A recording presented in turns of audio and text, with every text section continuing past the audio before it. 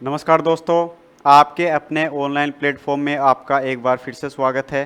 तो हमने fitter second year की सीरीज स्टार्ट की थी जिसके अंदर अपने इम्पोर्टेंट क्वेश्चन करते हैं। इसकी क्लास नंबर आज 7 है। आज की क्लास के अंदर अपने जिग एंड फिक्सर और शक्ति प्रेषण यानी पावर ट्रांसमिशन के क्वेश्चन इसके अंदर अपने करने वाले।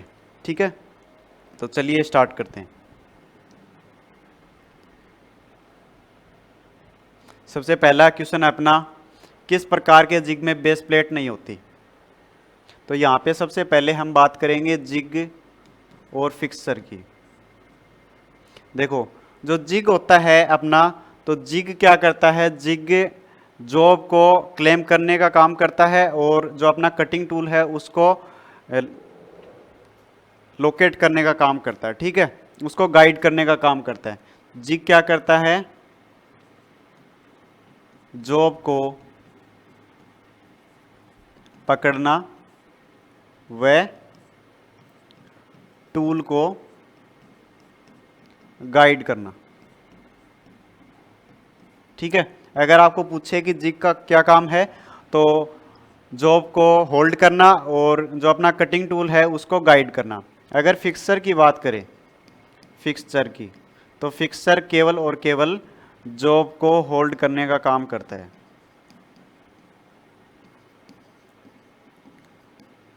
ठीक है, ये दो चीजें, जिग एंड फिक्सर।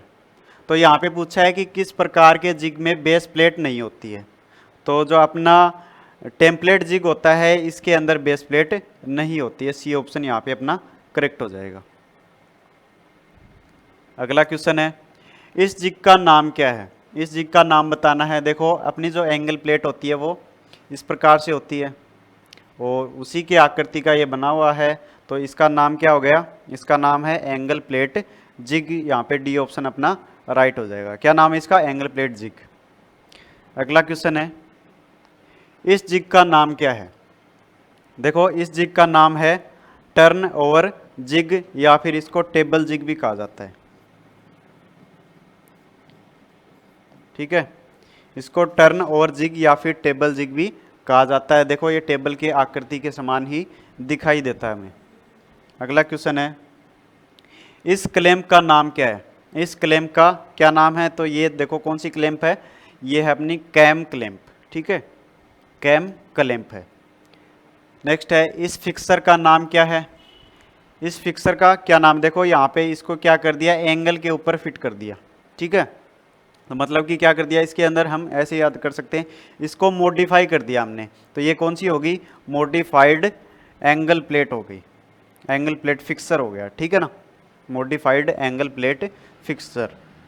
नेक्स्ट है, एक ही स्थान पर एक से अधिक ऑपरेशन करने, ठीक है, जिग में किस प्रकार के बुश का उपयोग किया जाता है। यहाँ पे ये बोल रहा है कि एक ही स्थान पर एक से ज़्यादा ऑपरेशन करना है। ठीक है, तो उस जिग में किस प्रकार के बुश का उपयोग किया जाता है।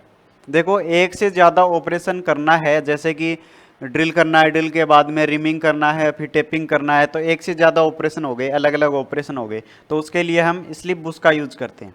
ठीक है, अगर हमें एक ही ऑपरेशन करना है तो उसके लिए हम फिक्स्ड बुश का यूज करेंगे। ठीक है, और एक से ज़्यादा करना तो स्लिप बुश का यूज करेंगे। ए ऑप्शन अपना राइट आ जाएगा। नेक्स्ट है, वी ब्लॉक में दिए गए ग्रुप्स का क्या उद्देश्य है। देखो, ये अपना वी ब्लॉक है इस प्रकार से, इसके अंदर ये वाला खांचा है, इसको लेवल कहा जाता है और इसको बोलते हैं ग्रूव। इस खांचे के अंदर तो हम जॉब को रखते हैं और इसके अंदर क्लैंप लगाई जाती है। ये यहाँ पे गोल जॉब को पकड़ लेंगे, फिर इसको क्लैंप के माध्यम से होल्ड कर देंगे। ठीक है, तो यहाँ पे क्लैंप लगाई जाती है ग्रूव के अंदर। और यहाँ पे क्या पूछा है, ग्रूव के बारे में पूछा है कि ग्रूव क्यों दिया जाता है, तो क्लैंप को समायोजित करने के लिए दिया जाता है। ठीक है, सी ऑप्शन राइट हो जाएगा। नेक्स्ट है, टर्निंग फिक्सर में बैलेंसिंग वेट क्यों प्रदान किया जाता है। टर्निंग फिक्सर के अंदर बैलेंसिंग वेट क्यों दिया जाता है। देखो, इस प्रकार से अपनी प्लेट है, इसको मशीन के ऊपर चलाया जाएगा, फिर यहाँ पे अपने जॉब को बांध दिया। ठीक है, ये घूम रही है, यहाँ पे जॉब को बांध दिया, तो ये यहाँ पे केवल ये ही बंधा हुआ है, तो यहाँ पे ये बबलिंग करेगा, सही तरह से रोटेट नहीं होगा। तो इसको बैलेंस करने के लिए हम यहाँ पे वेट लगा देंगे, जिससे ये बराबर घूमेगा, कोई इसके अंदर दिक्कत नहीं होगी। ठीक है, तो इसको बैलेंस करने के लिए हम क्या करते हैं, वेट को लगाते हैं। तो यहाँ पे देखो, अनियमित वर्कपीस को संतुलित करने के लिए हम इसके ऊपर बैलेंसिंग वेट को लगाते हैं। ठीक है, तो यहाँ पे डी ऑप्शन करेक्ट हो जाएगा। नेक्स्ट है, समान रूप से स्थानिक सतहों पर मशीनिंग के लिए किस प्रकार की फिक्सर का उपयोग किया जाता है। समान रूप से स्थानिक सतहों पर मशीनिंग करने के लिए किस प्रकार की फिक्सर का उपयोग किया जाता है, ये यहाँ पे पूछा है। ठीक है, तो यहाँ पे हम यूज करेंगे किसका, इंडेक्सिंग फिक्सर का यूज करेंगे। अगला क्वेश्चन है, इस जिग का नाम क्या है। देखो, इस जिग का नाम पूछा है, ये यहाँ पे स्क्रू दिए हुए हैं, इसको हम ढीला करके इसको आगे पीछे मूव कर सकते हैं। जो अपना ड्रॉर होता है उसके समान ये कार्य करता है, तो इसका नाम होता है चैनल जिग। ठीक है, क्या नाम है इसका, चैनल जिग नाम है इसका। नेक्स्ट है, फिक्सर के निर्माण का निर्धारण करने के लिए कौन सा महत्वपूर्ण कारक है। देखो, फिक्सर का निर्माण निर्धारण करने के लिए मशीनिंग विधि इंपॉर्टेंट होती है, कि हम मशीनिंग कौन सी कर रहे हैं, अपन टर्निंग कर रहे हैं, ग्राइंडिंग कर रहे हैं, या फिर ड्रिलिंग कर रहे हैं, कौन सी मशीनिंग विधि कर रहे हैं, उसके आधार पर इसका चयन होता है। नेक्स्ट है, फिक्सर में उपयोग किए जाने वाले सेटिंग ब्लॉक का उद्देश्य क्या है। सेटिंग ब्लॉक का उद्देश्य यहाँ पे पूछ रखा है, तो देखो यहाँ पे ऑप्शन है, कटर से संबंधित स्थिरता और काम की स्थिति। यहाँ पे अपना डी ऑप्शन करेक्ट हो जाएगा, ये डी ऑप्शन है, ये सही हो जाएगा। नेक्स्ट है, विभिन्न कोणों में अजीब आकार के काम को ड्रिल करने के लिए किस प्रकार की जिग का उपयोग किया जाता है। देखो, विशेष एंगल के ऊपर अपने को ड्रिलिंग करनी है, तो वहाँ पे हम किसका यूज करेंगे, हम यूज करेंगे ट्रूनियन जिग का। ठीक है, किसका यूज करेंगे, ट्रूनियन जिग का। ट्रूनियन जिग है वो बॉक्स जिग का सुधरा हुआ रूप है। इसके अंदर हम विशेष एंगल के ऊपर जॉब को बांधकर कार्य कर सकते हैं। ठीक है, नेक्स्ट है, कौन सा उपकरण ऑपरेशन के लिए कटिंग टूल को पकड़ता है, सपोर्ट करता है, लोकेट करता है और साथ साथ गाइड भी करता है।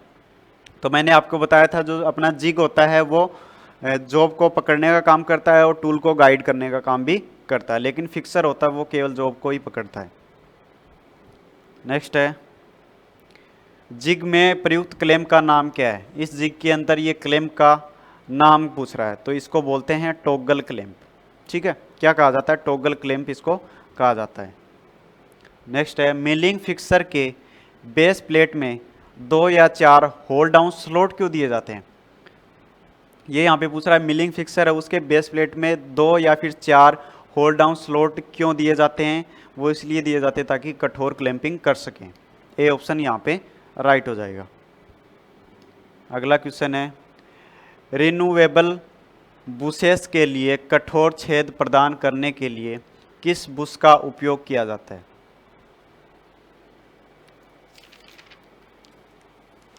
ठीक है, रिन्यूएबल बुशेस के लिए कठोर छेद प्रदान करने के लिए किस बुश का उपयोग किया जाता है। तो यहाँ पे अपन देखेंगे लीनियर बुश का उपयोग हम करते हैं। ठीक है, किसका यूज करते हैं, लीनियर बुश का यूज करते हैं।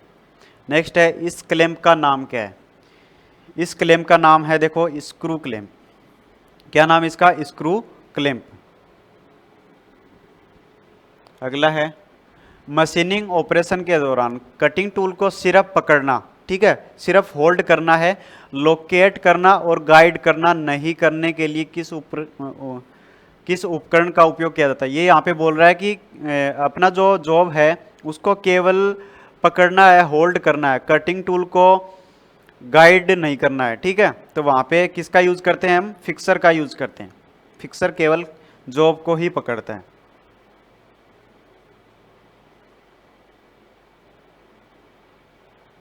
तो यहाँ पे अपना आंसर क्या सही हो जाएगा, फिक्सर। नेक्स्ट है, किस प्रकार का फिक्सर में मशीनिंग के लिए भागों को पकड़ने के लिए एक आसान तरीका होता है, तो वहाँ पे हम यूज करेंगे वाइस फिक्सर का। ठीक है, मतलब कि फिक्सर के अंदर फिक्सर में मशीनिंग करने के लिए ऐसा कौन सा भाग है जिसके द्वारा हम सही तरीके से जॉब को पकड़ सकते हैं, तो हम किसका यूज करेंगे, वाइस फिक्सर का यूज करते हैं। तो यहाँ पे अपना बी ऑप्शन करेक्ट हो जाएगा। नेक्स्ट है, जिग का कौन सा अवयव को अनुचित भारण को प्रतिबंधित करता है। तो यहाँ पे ये बोल रहा है कि मतलब जॉब को सही स्थिति में पकड़ने के लिए हम किसका यूज करते हैं, लोकेटिंग पिन का यूज करते हैं। ठीक है, यहाँ पे सी ऑप्शन करेक्ट हो जाएगा। नेक्स्ट है, इस जिग का नाम क्या है। देखो इसी को हम बोलते हैं इंडेक्सिंग जिग। ठीक है, सी ऑप्शन यहाँ पे करेक्ट हो जाएगा, इंडेक्सिंग जिग इसको कहा जाता है। अगला क्वेश्चन है, मिलिंग फिक्सर के बेस प्लेट के निचले भाग में टेनेंट्स क्यों प्रदान किए जाते हैं, टेनेंट्स हैं वो क्यों दिए जाते हैं, ये यहाँ पे पूछा है। ठीक है, तो यहाँ पे देखो फिक्सर को सही तरीके से लोकेट करने के लिए टेनेंट्स दिए जाते हैं। अगला क्वेश्चन है, ड्रिल जिग में ड्रिल बुशेस का क्या उद्देश्य है। ड्रिल जिग के अंदर जो बुशेस लगे हुए हैं, बुश लगे हुए हैं, उसका यूज क्या है। तो उसका क्या यूज है, कटिंग टूल को गाइड करना और लोकेट करना। यहाँ पे सी ऑप्शन करेक्ट हो जाएगा। नेक्स्ट है, इस फिक्सर का नाम क्या है। देखो इस फिक्सर को हम बोलते हैं इंडेक्सिंग फिक्सर। क्या बोलते हैं इसको, इंडेक्सिंग फिक्सर इसको कहा जाता है।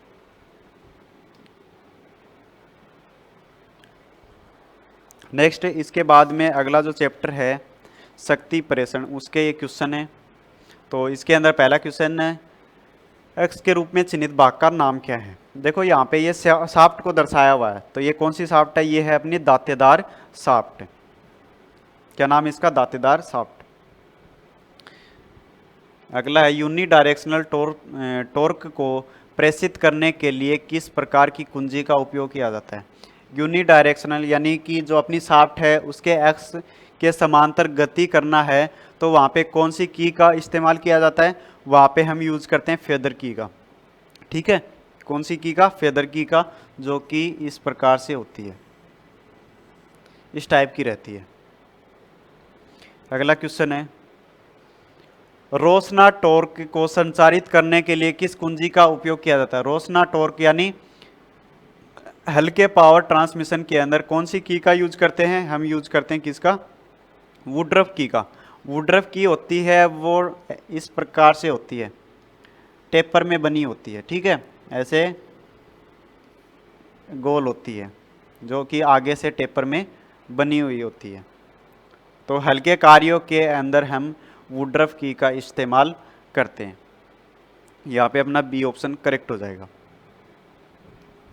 नेक्स्ट है, किस प्रकार का बेल्ट ड्राइव संचालित शाफ्ट चालक शाफ्ट के विपरीत दिशा में घुमाएगा।